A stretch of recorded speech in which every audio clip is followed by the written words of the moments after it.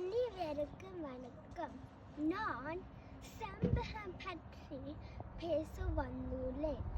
செம்பகம் ஒரு பறவையாகும். இது உடலும் காவினரு சட்டையும் உடையது. இதன் கண்கள் செம்பு நிறமானவை.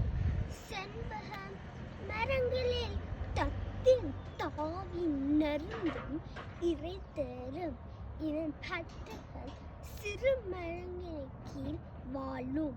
பூச்சிகள் புழுக்களை உணவாக உண்ணும். செம்பகம் ஓர் அருமையான அமைதியான பறவையாகும். இது 3 முதல் 4 முட்டைகளை இடும். செம்பகம் தான் மாலை வண்ணை விட்டு எங்கும் செல்லாது. செம்பகம் தமிழீழத்தின் தேசிய பறவையாகும்.